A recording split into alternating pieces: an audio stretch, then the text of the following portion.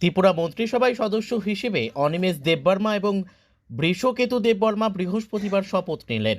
ত্রিপুরার রাজ্যপাল ইন্দ্রসেনা রেড্ডি নাল্লু রাজভবনে তাদের শপথ বাক্য পাঠ করিয়েছেন।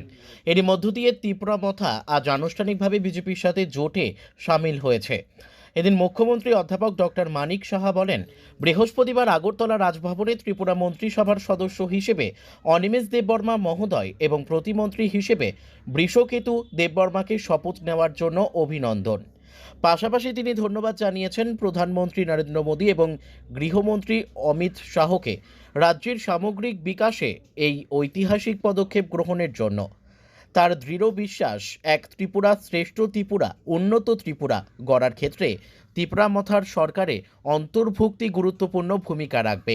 এদিন অনুষ্ঠানে উপস্থিত ছিলেন মুখ্যমন্ত্রী অধ্যাপক ডক্টর মানিক সাহা, কৃষিমন্ত্রী রতনলাল নাথ, পর্যটন ও পরিবহন মন্ত্রী সুশান্ত চৌধুরী, মন্ত্রী সুধাংশু দাস, মুখ্য সচিব জে.কে. সিনহা, রাজ্য পুলিশের মহানির্দেশক অমিতাভ রঞ্জন, ত্রিপুরা মথার প্রাক্তন সুপ্রিমো প্রদ্যুৎ কিশোর দেববর্মা, ত্রিপুরা মথার দলের আহ্বায়ক জগদীশ দেববর্মা, বিজেপি প্রদেশ সভাপতি রাজীব ভট্টাচার্য ও রাজ্য প্রশাসনের বরিষ্ঠ আধিকারিকগণ।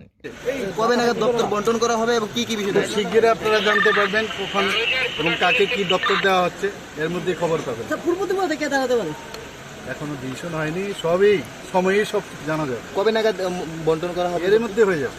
আমি তো এখন যাচ্ছি এয়ারপোর্টে, আর কি আমার সম্প্রচারণ যেতে হবে মালদা। আমি আসার পরই ডিসিশন। আর কি সম্প্রচারণের কোনো স্কোপ রয়েছে? বললাম না, যখন যা হবে সব জানবেন আপনারা। আইপিএফটি কই দেখতে দেখে কি পরিকল্পনা হয়েছে আইপিএফটির জন্য? আইপিএফটি তো আছে, আমাদের একজন মিনিস্টার তো আছেনি।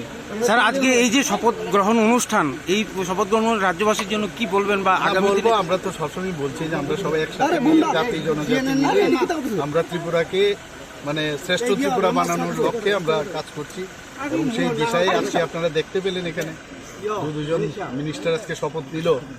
তো ন্যাচারালি আগামী দিন যেটা আমরা ভেবেছি যে সবাই মিলে একসাথে শান্তিতে এখানে বসবাস করব, তার একটা ঝলক কিন্তু আপনারা দেখতে পেলেন। বিজেপি থেকে আর কি কেউ মন্ত্রী হচ্ছে?